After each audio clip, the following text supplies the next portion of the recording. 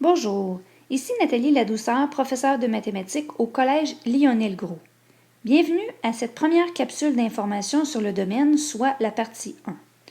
Aujourd'hui, nous verrons la définition d'un domaine et également la première restriction du domaine. Alors justement, qu'est-ce qu'un domaine? Le domaine, c'est l'ensemble des valeurs de x, donc ici j'insiste sur les valeurs de x, pouvant être remplacées dans une fonction f. Alors par défaut, j'indique par défaut,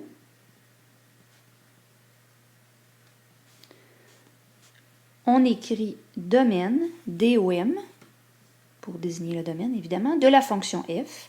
Alors par défaut, le domaine, c'est les réels, c'est-à-dire toutes les valeurs de x possibles, à moins qu'une des restrictions ne s'applique. Alors justement, nous allons voir la première restriction du domaine. Voyons maintenant la restriction 1. J'indique R1, c'est ma notation à moi, c'est nullement une notation qui est reconnue.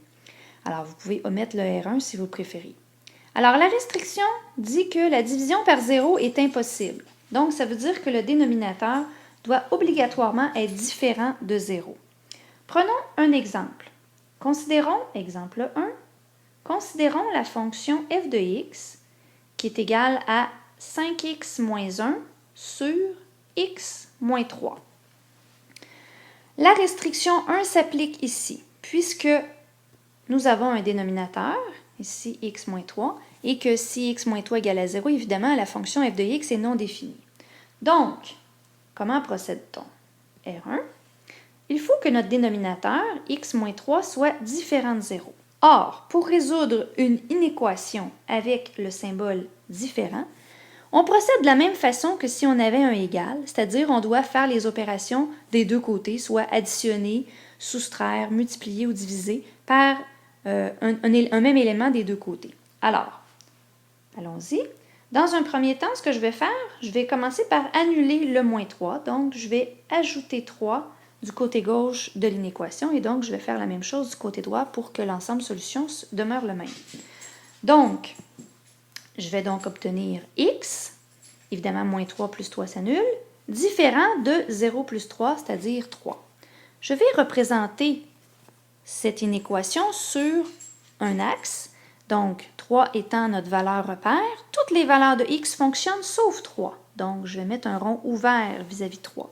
Et donc, je vais écrire ma réponse en disant domaine de la fonction f va être donné par toutes les réels, donc toutes les valeurs fonctionnent, sauf la valeur de 3.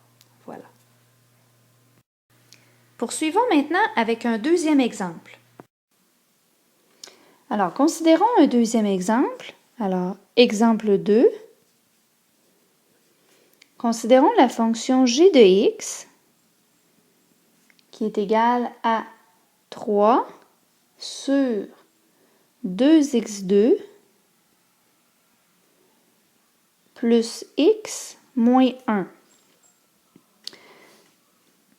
Comme tout à l'heure, nous devons observer le dénominateur, puisque d'après la restriction 1, le dénominateur doit absolument être différent de 0 pour que la fonction soit définie. Donc, par ce principe, la restriction 1 nous dit que 2x2 plus x moins 1 doit être différent de 0. Dans ce cas-ci, une différence par rapport à l'exemple précédent consiste à remarquer la présence d'un exposant 2. Nous avons un terme de degré 2. Alors, lorsqu'il y a un terme de degré 2, nous ne pouvons pas mettre les constantes d'un côté, les x de l'autre pour isoler x. Nous devons obligatoirement factoriser comme si nous avions résolu une équation. Alors, comme le coefficient de x2 est 1, nous pouvons factoriser en multipliant ce coefficient de x2 ainsi que le terme constant ensemble. Nous obtenons moins 2. Si jamais toutefois la factorisation est un peu loin dans votre mémoire, je vous invite à consulter la capsule d'information sur la factorisation d'un polynôme de degré 2, donc comme c'est notre cas ici. Alors, Si nous regardons quels sont les deux nombres, qui multipliés ensemble donneraient moins 2, mais additionnés ensemble donneraient le coefficient du terme de degré 1, c'est-à-dire 1. Alors ici, évidemment, ça va être plus 2 multiplié par moins 1, puisque le produit de 2 et de moins 1 ensemble donne bien moins 2, tel que désiré. Et la somme, si nous faisons l'addition de 2 et de moins 1, donne bien le 1 ici, le coefficient que nous avons à l'avant du x. Ici, je vais factoriser. Tout d'abord, le premier terme reste tel quel. C'est le terme du milieu que je vais remplacer. Alors, le terme du milieu, x, je le remplace en me servant des deux constantes que j'ai trouvées. Alors, je remplace le x par 2x moins x. Alors, on voit bien que 2x moins x donne bien le x que nous avions originellement. Évidemment, j'ai toujours mon moins 1 qui est différent de 0. Je vais faire une mise en évidence double, c'est-à-dire que je vais faire une mise en évidence pour les deux premiers termes ici. Mise en évidence simple, évidemment, ici de 2x. Il va donc me rester x plus 1. Pour les deux derniers termes, je vais faire une mise en évidence simple de moins 1. Il va donc me rester x plus 1 également. Différent de 0, évidemment.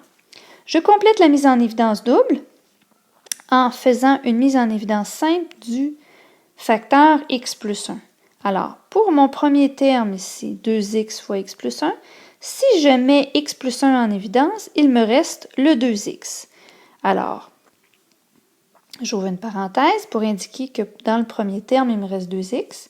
Dans le second terme, donc moins 1 fois x plus 1, si je mets le x plus 1 en évidence, il me reste moins 1. Donc, dans la parenthèse, j'indique donc moins 1, différent de 0. Maintenant, je constate que j'ai un produit, ici, entre les deux facteurs.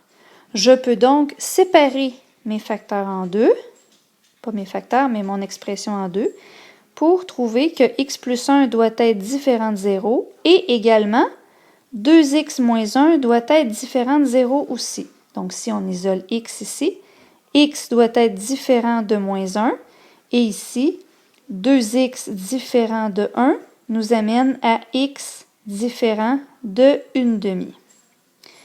Alors, ceci étant dit, comment pouvons-nous représenter ce résultat dans notre réponse du domaine que nous désirons? Alors, indiquons maintenant nos valeurs trouvées sur une droite. Alors, si j'indique sur une droite les valeurs moins 1 et 1/2, je peux dans ma fonction remplacer toutes les valeurs de x ici dans la fonction, sauf moins 1 et 1/2. Donc, je vais illustrer cela en faisant un rond ouvert à moins 1 et à 1/2 et en soulignant toutes les autres valeurs. Voilà. Alors, notre domaine sera donc le domaine de la fonction g, sera donc tous les réels, sauf le moins 1 et le 1/2 tel que précisé. Voilà. Alors, je vous invite maintenant à faire l'exercice que nous avons à la prochaine étape pour voir si vous avez bien compris la méthode. Alors, voici l'exercice proposé. Trouvez le domaine, évidemment, de la fonction h de x qui est égale à x plus 1 sur x2 moins 4. Alors, je vous invite à mettre le présent vidéo sur pause, le temps de bien faire l'exercice et par la suite, revenir en ligne pour pouvoir voir la solution. Alors, à tout de suite. Alors, voyons maintenant la solution de l'exercice proposé. Alors, tout d'abord, nous devons nous assurer, selon la restriction 1, que notre dénominateur soit bien différent de 0. Ainsi, par la restriction 1, nous devons avoir que notre dénominateur, x2 moins 4, doit être différent de 0. Pour résoudre cette inégalité, nous devons factoriser le polynôme de degré 2 ici. Alors, il s'agit d'un carré moins un autre carré. Évidemment, 4 pouvant être exprimé comme étant 2 à la 2. Nous pouvons factoriser cette expression comme étant une différence de carré. Alors, j'obtiens donc le produit de deux facteurs qui va être différent de 0. Alors, x2 moins 4 va se factoriser en x. Et le 4, on prend la racine, donc 2 et 2. Et nous prenons une parenthèse plus, une parenthèse moins. Alors, je vous invite à réviser la différence de carré si jamais toutefois cette méthode vous apparaît un peu difficile.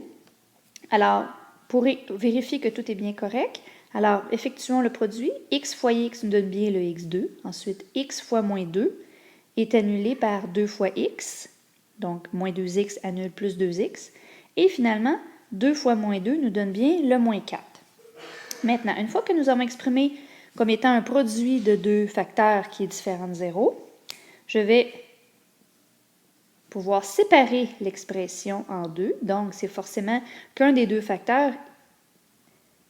Alors, en fait, il faut que les deux facteurs soient différents de 0. Donc, il faut que x plus 2 soit différent de 0. Oups. Et il faut également que x moins 2 soit différent de 0. Alors, j'isole le x et donc, j'obtiens ici pour la première option x différent de moins 2 et pour la deuxième option, x différent de 2. Voilà.